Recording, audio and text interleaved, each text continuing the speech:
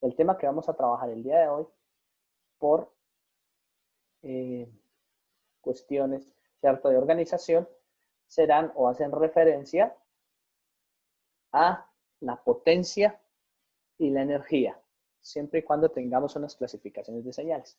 Entonces, lo primero que vamos a hacer es recordar algunas clasificaciones de señales. Me gustaría que ustedes estuviesen muy activos en esta parte, ¿no? Que no sea tanto, pues, que yo esté mostrando este tipo de cosas, sino que ustedes, pues, puedan ir comprendiendo, puedan ir ayudarme en lo que trabajamos. Entonces, sería interesante que ustedes, por favor, ayuden con este tipo de cosas. He arrancado a compartir pantalla. Espero que todo esté la forma en que nosotros.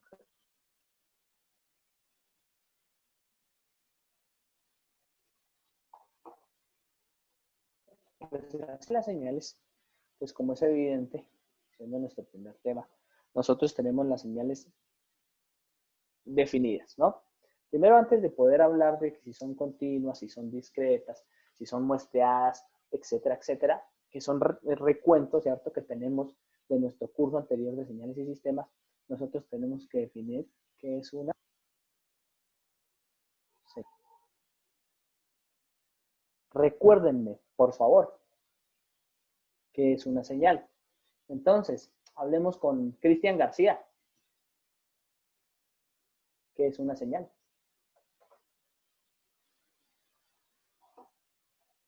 Cristian Capera. ¿Podemos definir una señal? Traigamos ese concepto al mundo real. Por favor, Cristian. Lo estamos escuchando.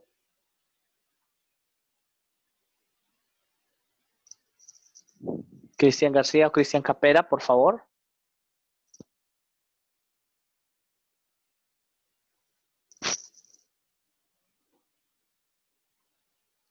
Bien, entonces continuemos con alguien más. Vamos con Jimmy Ruiz. Jimmy Ruiz, ¿qué es una señal?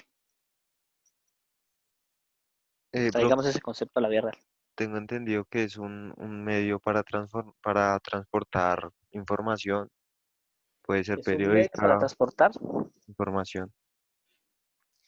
Pero más allá que un medio, ¿cierto? Es una forma de representarla, ¿cierto? Entonces nosotros definimos esto es como una forma. Y en medio de esa forma es que nosotros logramos representar fenómenos. Esto es importante que lo tengamos en cuenta. ¿Qué es lo que estamos representando? Un fenómeno. Y hablemos de fenómeno.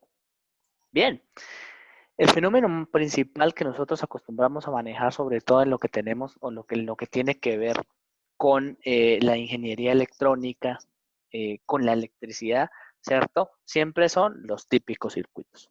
Entonces hablemos de la representación de un circuito. Y nosotros decimos, bueno, si nosotros tenemos este circuito, ¿cierto? Circuito con una señal alterna. Esto ustedes dirán por qué alterna, ya lo vamos a ver. Sinusoidal, fuente de voltaje, ¿cierto? Sobre una resistencia.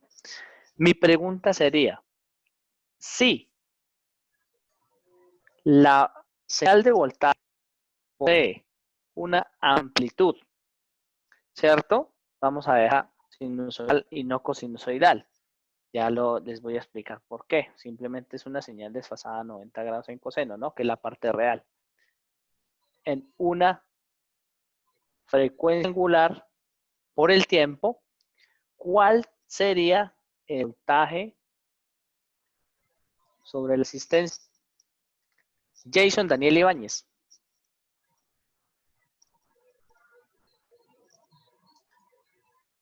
Jason, ¿cuál sería en ese circuito el voltaje sobre la resistencia?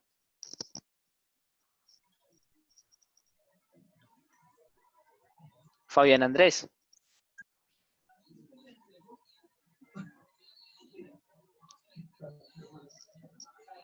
¿Cuál? Es algo muy sencillo, ¿no? Profesor, si quiere yo le puedo decir. ¿Alguno que tenga idea de cuál será? Sí, yo, Sí, es claro, por favor. la voltaje de la resistencia es la corriente por el corriente que circula el circuito por la resistencia. Sí, efectivamente, pero el voltaje que ahí ven, ¿dónde caería? Por ejemplo, el voltaje que nosotros tenemos aquí y el Ajá. voltaje que cae sobre la resistencia nos dice automáticamente que el voltaje que hay sobre la resistencia es el voltaje entregado por la fuente. ¿Está claro? Porque Ah, nosotros nos basamos en lo que ok. conocemos, ¿cierto? Ahora Sí. la pregunta sería al revés. ¿Cuál sería la corriente que pasa a través del circuito, ¿cierto? O a Sí. través de la resistencia. Ese sí es efectivamente, ¿cierto? El voltaje del cual estamos hablando es la resistencia. Y en términos generales, si esto es una señal, ¿cierto? No estamos hablando de señales de tipo ovni ni nada de este tipo de cosas, sino estamos hablando en verdad de cosas que podamos definir. Nosotros estaríamos diciendo que aquí hay una amplitud, se divide sobre un número, ¿cierto? Que depende de la resistencia y que ustedes la definen efectivamente como la capacidad de oponerse al paso de la corriente multiplicado por el C de omega t. Así que empezamos a detectar que las señales efectivamente tienen unos parámetros que las logran modelar. ¿Cuáles son esos parámetros? Primero, amplitud, ¿cierto? Hablamos de la amplitud. Entonces, cualquier señal dentro de un fenómeno físico que para nosotros, esto es un fenómeno físico, así hoy en día podamos modelarlo de forma electrónica, ¿cierto? Esto va a ser una amplitud modelada. Vamos a tener una frecuencia angular. Vamos a tener una frecuencia de banda base. Vamos a tener inviscuo el tiempo. ¿Listo? Entonces ustedes empiezan a observar que a medida que ingresan todas estas señales a un fenómeno físico, esto pudiese ser modelado como negra.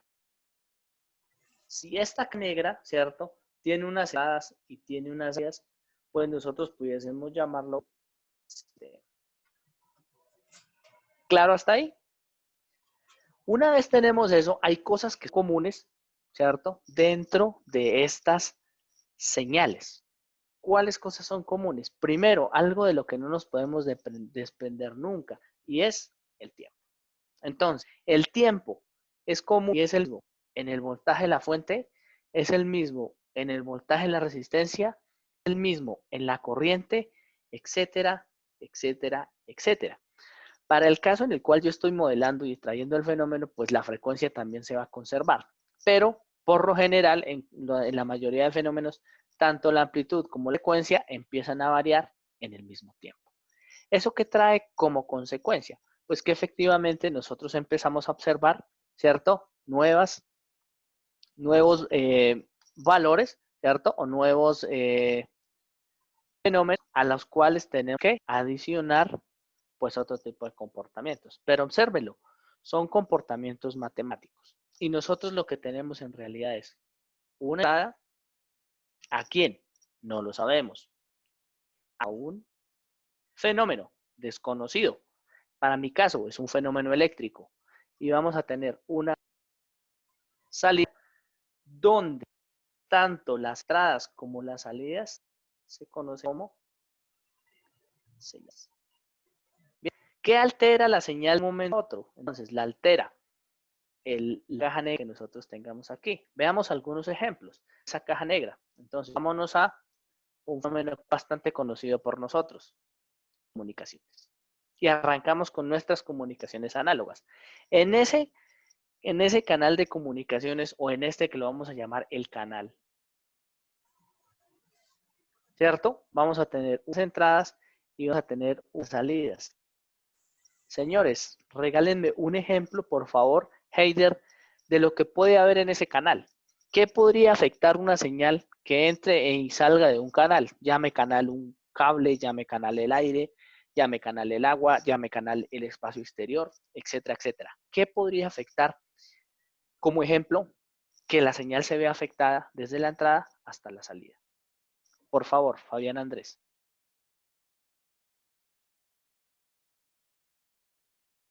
Poco participativos. David Valero. Profe, de pronto el ruido. El ruido. ¿Cierto? El ruido presente en todo lado.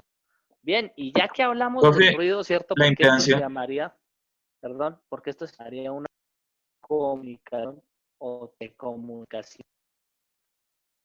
¿Listo?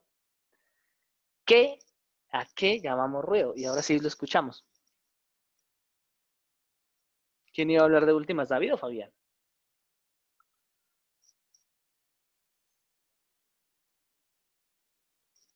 Bien, entonces Yo, cambiamos. profe, Jason, Cristian García, profe, ¿qué es el ruido?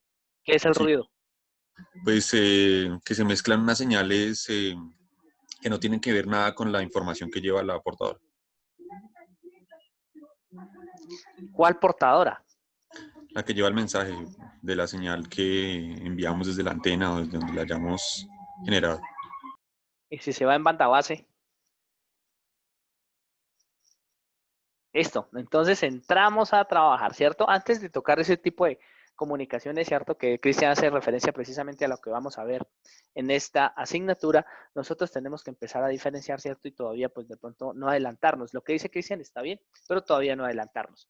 Hablemos de los diseños. Entonces, el ruido. Hablemos de ese ruido. ¿Cuál es el ruido? Entonces, supongan ustedes que tienen una señal. ¿Por qué acostumbras a simbolizar estas señales como sinusoidales? Porque es la forma más sencilla de modelarlos cuando nosotros la llevamos al dominio de la frecuencia, que más adelante lo vamos a realizar. Si nosotros tenemos ese tipo de cosas y nosotros pretendemos llevar una esta a un medio, como nos comenta Cristian, a un canal, exactamente lo que nosotros notamos a la llegada es que algo hace que la aunque esté en su forma, se detecta por el ruido. Profe, Esto una que cosita. estamos haciendo, Profe, es que se le escucha un dígame, poco trabado por un momento. Sí, sí, se le corta, se le escucha cortado. No se entiende bien, profe. Sí, es que esa parte, o sea, esa parte eh, porque esa sí es que se quedó trabado, qué pena. por acá ya está mejor. Sí, ¿Ya está ahora, mejor? sí, ahí está Listo, mejor. perfecto. No, seguramente, sí, seguramente fue porque me ingresó una llamada al celular y provocó lo que llamamos ruido. Bien, pasa exactamente el mismo fenómeno. Entonces, ¿a qué llamamos ruido? Llamamos ruido a cualquier señal que modifique tanto la amplitud como la frecuencia original, ¿cierto? De una señal que nosotros queremos transportar en comunicaciones. ¿Pudiese migrarse a otro tipo de escenarios? Claro que sí. Pudiésemos llamarlo al fenómeno electrónico. Y en lugar de ponerle canal, pues nosotros lo hacemos con lo electrónico. Por ejemplo, ustedes saben tener y tienen análisis entre las entradas y las salidas. Nosotros pudimos llamarle a esto el sistema o la planta. ¿Cierto? ¿Dónde acostumbramos a llamar o tener ese valor? La planta le llamamos, ¿cierto? A algo, algún fenómeno físico que nosotros logramos modelar, valga la redundancia, físicamente. Esta planta obedece a un concepto claro, transformada Laplace. La pregunta sería, entonces, ¿a qué obedecía comportamiento en un canal de comunicaciones? A transformada de Fourier. Me adelanto un poco, ya las vamos a ver y las vamos a recordar, aunque yo sé que desde el curso ya lo tuvieron claro. Provocaría, cuando nosotros tenemos en la planta, en la comunicación, lo que yo intento es enviar un mensaje y que llegue intacto. En la planta, lo que yo intento es ingresar un mensaje y mirar cómo se comporta. Por ejemplo, para mi caso, un circuito que podría ser de este tipo. Y que incluso esto puede ser extrapolado, ¿cierto? Inicialmente fue modelado como un sistema, pero pudiese ser extrapolado a cualquier fenómeno. Siempre vamos a tener un caso o el otro. Y ustedes dirán, ¿pero qué tiene que ver eso con el otro? Pues muy sencillo, porque siempre el ruido, bien caracterizado como escrito en inglés, ¿cierto? Lo dice, va a tener una característica fundamental, ¿cierto? La señal inviscuida con el ruido. Y ustedes dirán, pero ¿cómo afecta el ruido a la planta? Claro, el ruido siempre también está presente en la planta y es que nosotros en el sistema de control lo conocemos como, siempre le ponen el N, ¿no? La perturbación o el ruido y dice, analicemos la perturbación para ver cómo funciona. Es exactamente lo mismo, pero observen una cosa, apenas arrancamos nosotros el modelamiento de esas señales, en la vida real, pues nosotros nunca vamos a tener, ¿cierto? Nunca en general un sistema totalmente continuo. Y empezamos a pasar a tener que clasificar las señales. ¿Cómo clasificamos las señales? Entonces, las señales se clasifican en función de su entrada y salida.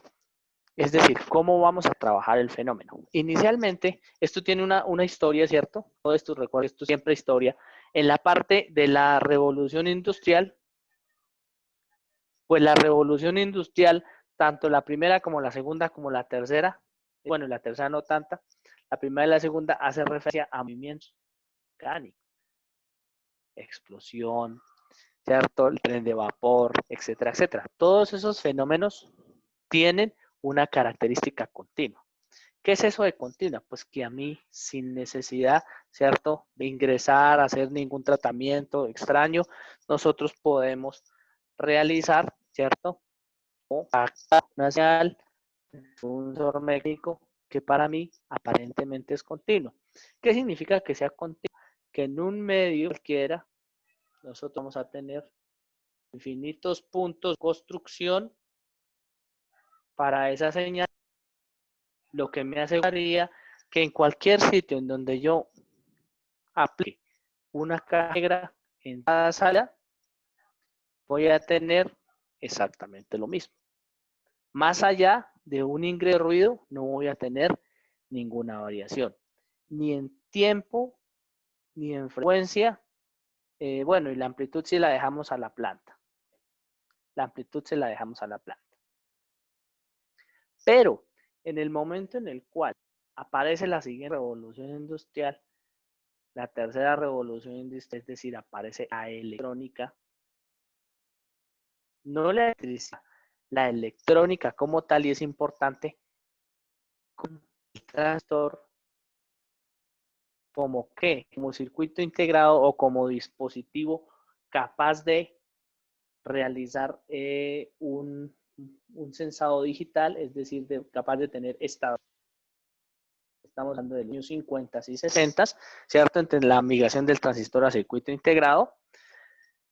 Recuerden ustedes el comportamiento, hoy nuevamente el comportamiento del transistor tiene estado 0, un estado 1 y un estado lineal, ¿cierto? Este estado lineal lo utilizamos para hacer amplificación, este estado 1 y este estado 0 lo utilizamos para hacer la parte digital, y por aquí aparecen unos tiempos específicos, tiempos de subida, tiempos de bajada, que son los que inmediatamente me permiten a mí decir si el paso rápido en esa frecuencia de migración del 0 al 1 del transistor, ¿cierto?, me permite ser rápido, lento y demás. ¿Qué busco yo en la electrónica digital y qué busco en las comunicaciones? Que este tránsito sea rápido. ¿Qué busco en la amplificación? Que ese tránsito sea lento. Bien, para poder tener ese absoluto control. Esto es lo que llamó, ¿cierto?, la famosa curva de crecimiento de la cantidad incluso de transistores que podíamos ingresar en un dispositivo microelectrónico, en un microprocesador, ¿cierto? Esta fue la gran carrera y que hoy incluso lo máximo a lo que puede llegar con un solo núcleo, yo creería que está alrededor de los 4 GB. Listo, y tiene un límite. ¿Bien? Y ese límite está dado directamente por algo que nosotros vamos a llamar, y es la caracterización de una señal continua a una señal discreta. Entonces, nosotros caracterizaríamos o clasificaríamos las señales en dos: continuas y discretas. La pregunta es, sí, pues es muy fácil, ¿no? Es muy fácil de entender. Pues yo tengo una señal continua, vamos a colocar una señal de tipo, ejemplo, una señal una señal, por ejemplo, ¿cierto? Si yo tengo una señal, Profe, qué pena.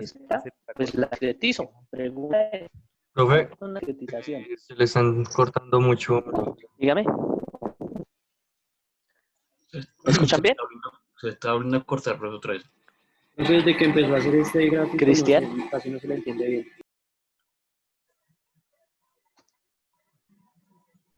Vale, voy a revisar acá.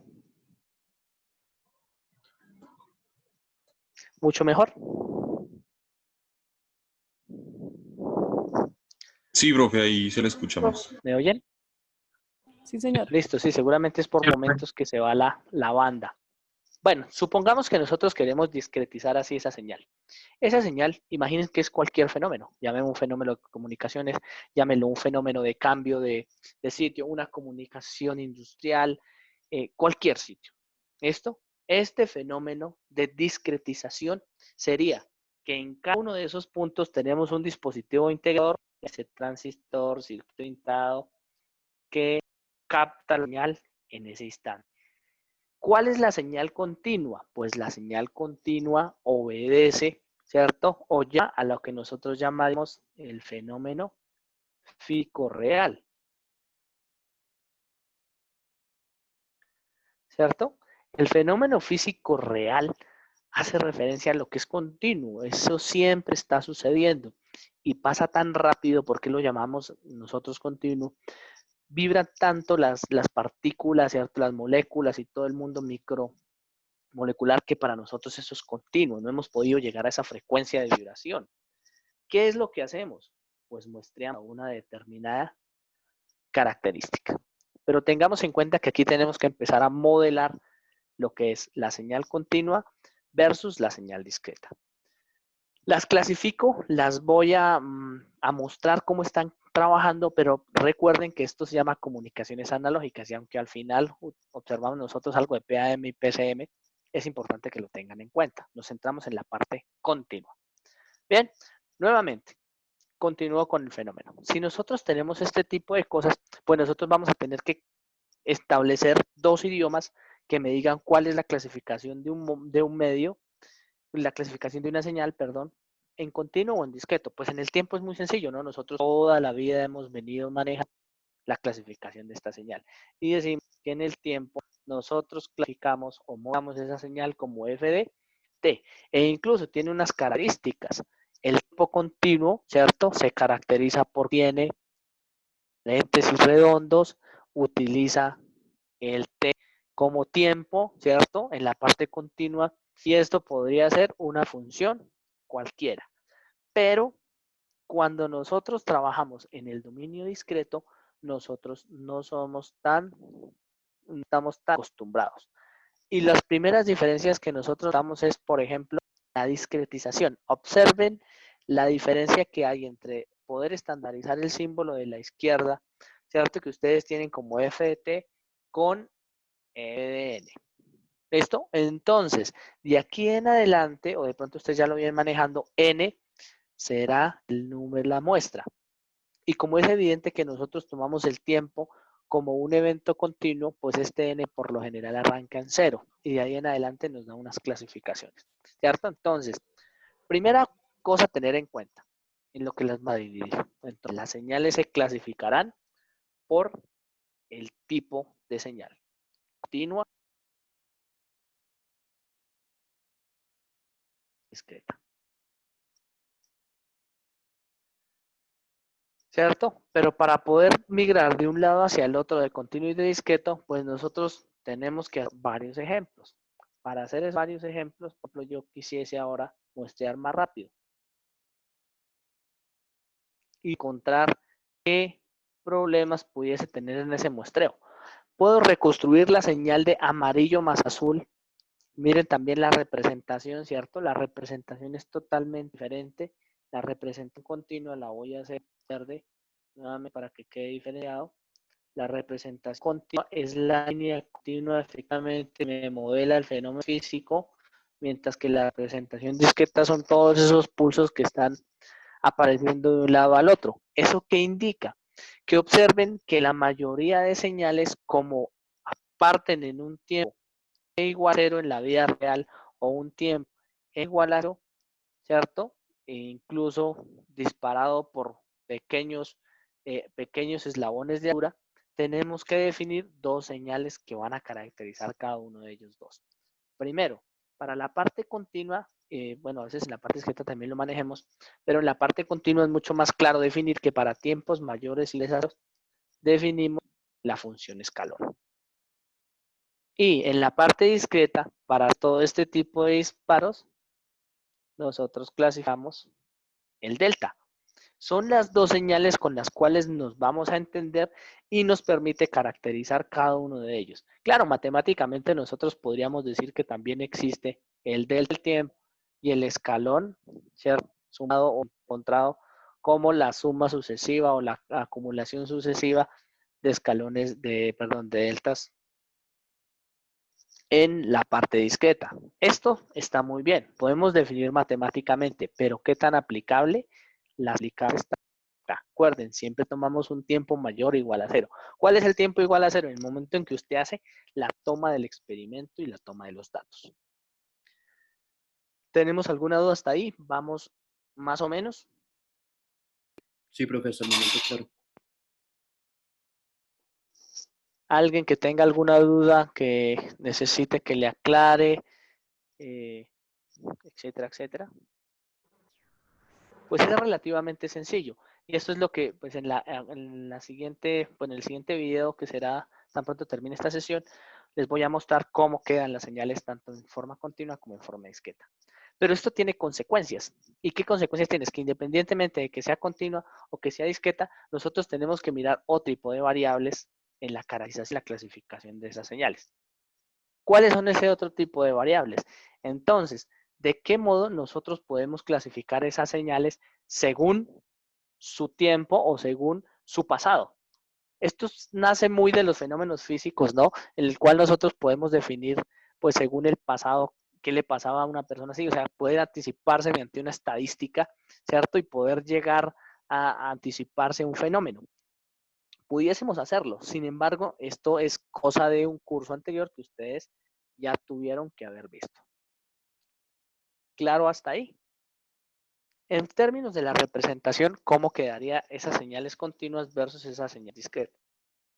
Tendríamos que mientras nosotros ubicamos, por ejemplo, en este punto de acá, que está en la forma continua, f de 1, 2, 3, 4, f de 4 veces el tiempo de muestreo y empieza a meter otro tipo de fenómenos, ¿cierto? Sería diferente a escribir en términos generales f de la cuarta muestra. Observenlo ahí. F de la cuarta muestra equivaldría o equivale a decir en el tiempo continuo f de 4 veces el tiempo sub s. Es decir, que ya por derecha definimos que debe existir un tiempo de muestreo. Y ese tiempo de muestreo, ese periodo de muestreo, es la distancia entre muestra y muestra en disparo de deltas discreto. Esa sería la única forma de equivalencia entre las dos señales. Siempre vamos a tener un tiempo de muestreo. Vamos a tener una frecuencia de la señal. Entonces, nosotros tenemos que definir la frecuencia y vamos a bajar todo esto como, como el mensaje original. Entonces, como el mensaje es el original, llamar frecuencia f sub 0. Por definición, se llama frecuencia de banda base. ¿Qué significa de banda base? Que es la frecuencia natural del fenómeno. Ejemplo, supongan que ustedes tienen una nota do. ¿Quiénes son músicos? ¿A quién le gusta la música? A ver, aquí por nombres, saquemos a algún músico de acá. Tomás Huertas. Sí, profe, sí, señor. Tomás Huertas. Sí. ¿Listo? ¿Cuál es la frecuencia de la nota do? Profe, la verdad, yo no sé. Pero la han escuchado, ¿cierto? Sí, pues Nosotros tenemos que la do siempre será una amplitud que depende de la fuerza con la que yo le haga, supongamos a una guitarra, con la que yo mueva las cuerdas, ¿cierto? Va a ser oscilante. En mi caso puede ser seno o coseno, depende del desfase. Y va a tener una frecuencia y va a vibrar en el tiempo. Lógico, cuando ustedes la miran, en realidad la han notado, pues aunque tenga unos armónicos, vamos a suponer que es una frecuencia o una sinusoidal original, va a tener este comportamiento. Nosotros pudiésemos volver esa señal discreta, claro que sí, con la electrónica que la podríamos hacer, pero caractericemos la primera. Cosas a tener en cuenta. Existe una señal y existen señales que en los fenómenos naturales son periódicas. Como son periódicas en un periodo, que es el tiempo que hay, ¿cierto? De repetición, bien sea de cresta a cresta. ¿Listo? Este es el periodo de la señal. Por eso se simboliza T sub 0 y por eso tenemos que acostumbrarnos a llamarlo. T sub 0, periodo de la señal o periodo base. El periodo de su estado natural, el periodo del mensaje, etcétera, etcétera, es T sub 0. Por lo tanto, va a existir una frecuencia de banda C o la frecuencia del mensaje que es F sub 0.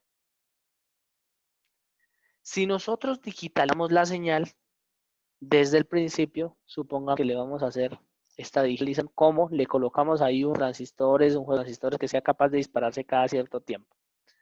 Esa frecuencia sigue manteniendo su T sub 0, pero la frecuencia con la que la muevo se llama T sub S. Perdón, el con el que la muevo. Entonces, pero con el que la muestreo o ese muestreo es electrónico. ¿Listo? ¿Por qué lo llamo electrónico y por qué no traigo un fenómeno real acá? Porque en realidad nosotros estamos inmiscuidos en esto y el periodo de muestreo, la forma más fácil es que nosotros lo hagamos de forma electrónica. Si quieren encontrar otro ejemplo que se parezca a esa forma de muestrear o a ese periodo de muestreo, pudiésemos llamarlo, por ejemplo, o pudiésemos extrapolarlo a un ejemplo de lo que tiene que ver con la asignación de tráfico en telecomunicaciones. Podríamos extrapolarlo a lo que tiene que ver con el valor del dólar en el día. El valor del dólar en el día no es continuo. Simplemente yo, por ejemplo, digo, voy a emitir un valor del dólar cada minuto. Este valor de cada minuto en el valor del dólar en la vida real se llama periodo de muestreo. Pero si tengo un fenómeno físico en donde las partículas están vibrando tan rápido molecularmente que ni siquiera me doy cuenta, para mí eso es continuo. Claro, hasta ahí. Y hay lógicamente, un periodo de convergencia entre lo que es un periodo de muestreo cero, ¿cierto? Y una frecuencia de muestreo infinita. Ojo, tengan en cuenta, existe un periodo de muestreo y existe una frecuencia de muestreo. Pregunta. ¿Cuál es mayor en un término de estos o en términos generales? ¿La frecuencia de muestreo o la frecuencia de banda base del mensaje? Sergio Niño. Yo diría que la frecuencia base, profe.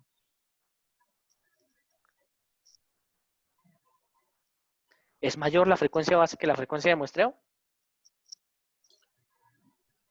Pues como su nombre indica, frecuencia de muestra es como tomaron como una muestra también, o como una muestra de la frecuencia. La frecuencia base Listo. es como la frecuencia natural con la que viene. No, señor. Recuerde que la frecuencia natural es la frecuencia de banda. Esa es la frecuencia del mensaje. La frecuencia de muestreo es cuántas veces muestreo. Entonces, miren el periodo. La cantidad de veces que muestreo. El periodo de banda base. ¿Cuántas veces muestré?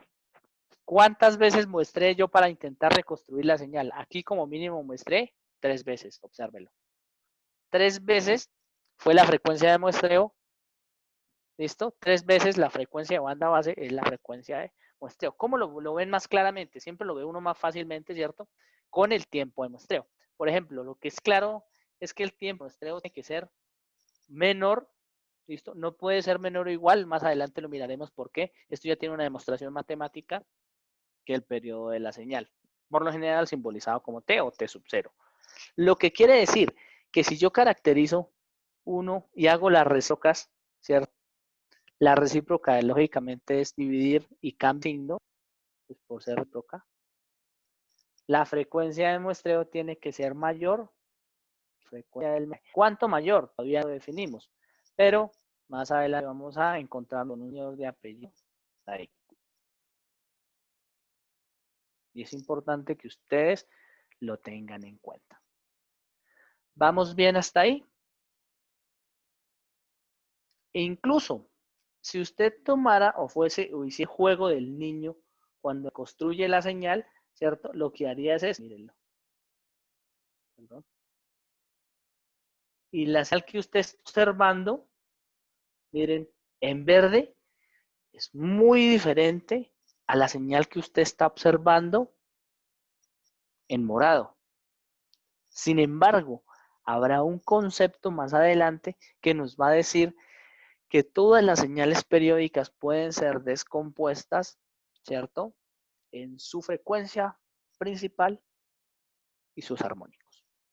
Y eso es lo que nos va a ayudar a que una señal digital pueda ser perfectamente reconstruida a una señal continua si y solo si consideramos que todos los fenómenos que se encuentran en nuestro alrededor son de carácter cosinusoidal o en su efecto sinusoidal desfasado a 90 grados.